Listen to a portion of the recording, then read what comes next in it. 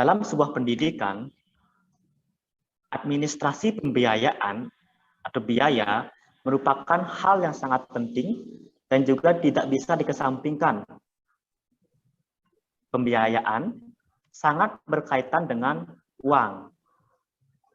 Ini jelas tidak bisa dihindari, mengingat pendidikan merupakan suatu benda ekonomi yang langka. Dan uang merupakan salah satu yang perlu dikorbankan untuk mendapatkan uang, untuk mendapatkannya. Uang dipandang ibarat darah dalam tubuh manusia. Yang mati hidupnya ditentukan oleh sirkulasi darah dalam tubuh. Pendidikan tidak akan bisa berjalan dengan lancar tanpa adanya pembiayaan. Sehingga dengan kata lain, pembiayaan adalah hal yang paling penting dan juga mendasar dalam menunjang pencapaian tujuan pendidikan itu sendiri. Nah, dalam makalah ini, pendidikan itu merupakan organisasi yang dikategorikan sebagai organisasi nirlaba atau non-profit. Dengan demikian tentu pembiayaannya berbeda dari organisasi yang bersifat profit.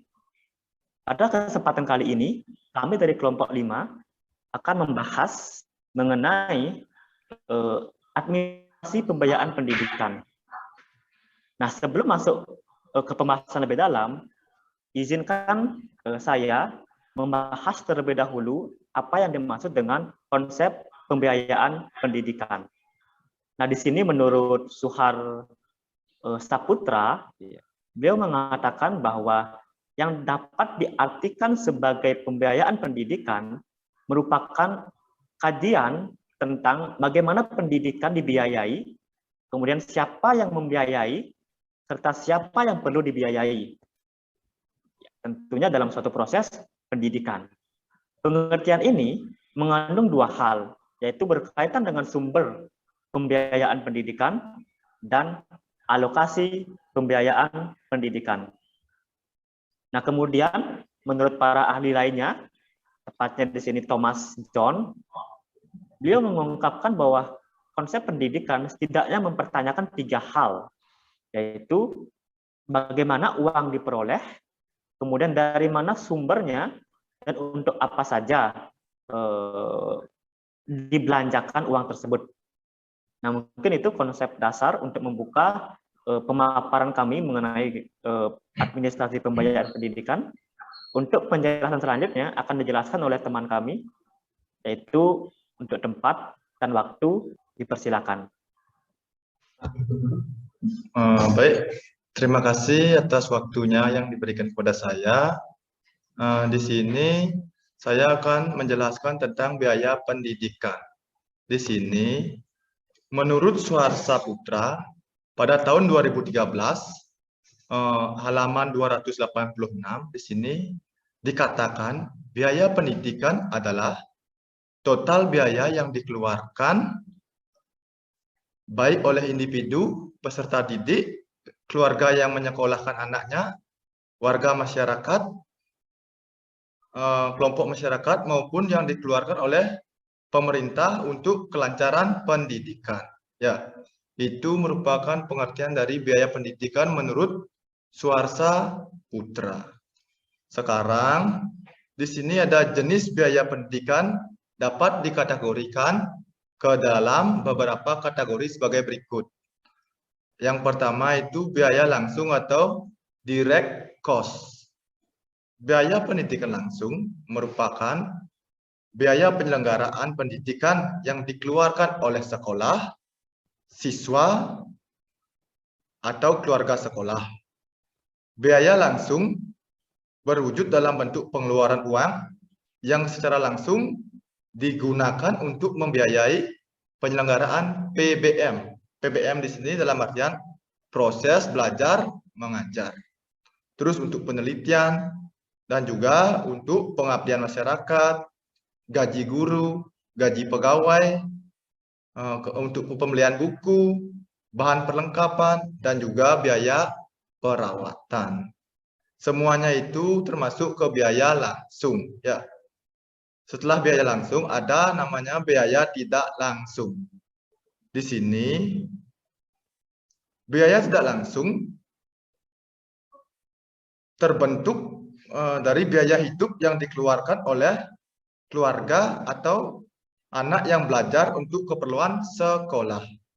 Biaya ini dikeluarkan tidak langsung digunakan oleh lembaga pendidikan, melainkan dikeluarkan oleh keluarga anak atau yang menanggung biaya peserta didik yang mengikuti pendidikan tersebut. Misalnya di sini ialah dalam ongkos angkutan, maksudnya adalah dalam pulang pergi ke sekolah, kan seperti itu, memerlukan biaya itu dalam angkutannya. Selanjutnya, bagi siswa yang rumahnya jauh dari sekolah, ada juga namanya biaya untuk kos kan. Selanjutnya, untuk biaya makan kesehariannya, biaya kesehatan, dan juga biaya belajar tambahan. Itu merupakan biaya yang tidak langsung. Selanjutnya ada private cost. Yang ketiga ini ya, private cost di sini merupakan biaya yang dikeluarkan keluarga atau segala biaya yang harus ditanggung dan dikeluarkan oleh keluarga anak untuk keberhasilan belajar anaknya. Misalnya, keluarga di sini membayar guru les privat.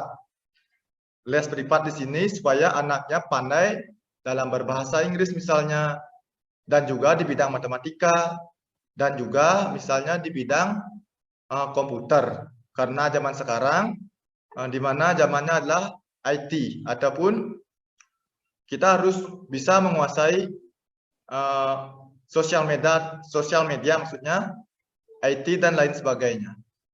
Ya, itu private cost. Selanjutnya di social cost. Social cost merupakan biaya yang dikeluarkan oleh masyarakat, baik perorangan maupun terorganisasi untuk pembiayaan segala keperluan belajar. Biaya ini yang dikeluarkan masyarakat sebagai wujud partisipasinya dalam penyelenggaraan pendidikan. Karena apa?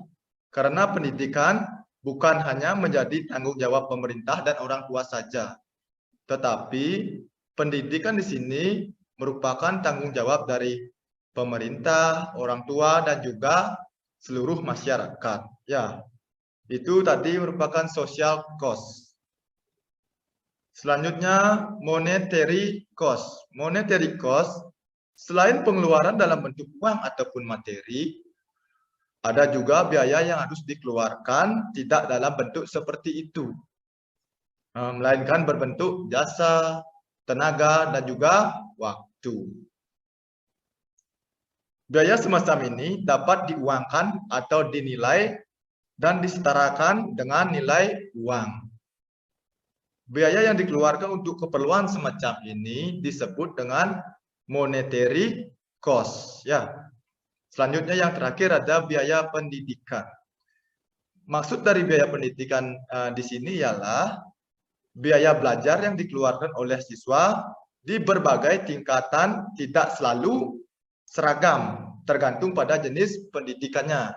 Misalnya seperti TK, SD, SMP, SMA, dan lain sebagainya.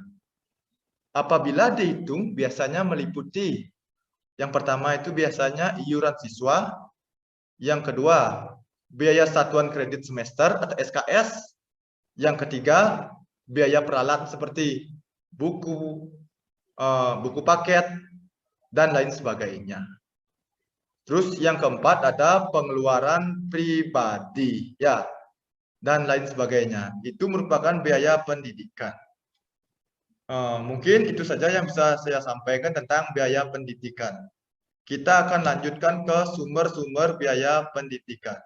Di sini, menurut Patah, dalam bukunya yaitu dalam 2012, pada halaman 41, mengemukakan bahwa sumber-sumber biaya pendidikan antara lain, yang pertama itu bisa dari APBN dan juga APBD. Yang kedua itu bisa dari iuran siswa. Terus yang ketiga, sumber biaya pendidik itu bisa dari sumbangan dari masyarakat, itu misalnya ya. Yang keempat, biaya pendidikan itu bisa dari dunia bisnis ataupun perusahaan. Dan yang terakhir, melalui biaya pendidik yaitu biaya hibah. Ya, itu menurut Fatah pada tahun 2012 halaman 41. Selanjutnya di sini juga sama.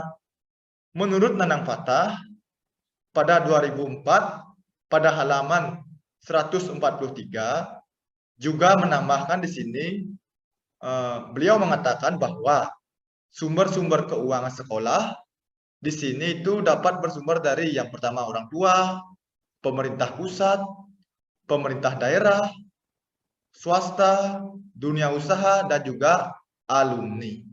Baik, mungkin itu saja yang bisa saya sampaikan tentang sumber-sumber biaya pendidikan. Untuk lebih lengkapnya bisa kita rembukan di diskusi nanti. Ya, sekarang untuk materi berikutnya akan dipaparkan oleh pemateri selanjutnya. Waktu dan tempat saya persilahkan. Terima kasih. Baik, terima kasih atas waktunya. Di sini saya akan memaparkan materi tentang struktur pembiayaan pendidikan. Nah, di mana pada struktur pembiayaan pendidikan ini menjadi dua sub. Yang pertama adalah biaya penyelenggaraan dan pengelolaan satuan pendidikan. Kemudian yang kedua adalah biaya personalia atau pegawai. Baik, untuk biaya penyelenggaraan dan pengelolaan satuan pendidikan ini menjadi dua sub. Yang pertama adalah biaya investasi, kemudian yang kedua adalah biaya operasi. Nah, untuk biaya investasi yang pertama adalah investasi lahan pendidikan, kemudian yang kedua adalah investasi selain lahan pendidikan. Untuk di biaya operasi, di sana terdiri dari biaya personalia dan non personalia. Kemudian kita lanjut ke biaya personalia atau pegawai. Nah, yang pertama itu adalah biaya personalia satuan pendidikan yang meliputi gaji pokok, tunjangan yang melekat pada gaji, tunjangan struktural bagi pejabat struktural pada satuan pendidikan.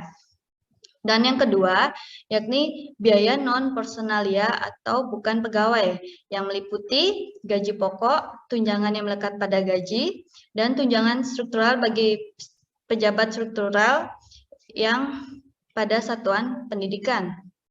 Kemudian yang ketiga, biaya non-personalia atau bukan pegawai, yakni di mana meliputi biaya yang bukan untuk dialihkan kepada pegawai, tetapi dialihkan untuk alat tulis sekolah atau ATS dan bahan alat habis pakai, termasuk juga kepada transportasi atau perjalanan dinas. Seperti itu. Kemudian selanjutnya yakni penganggaran.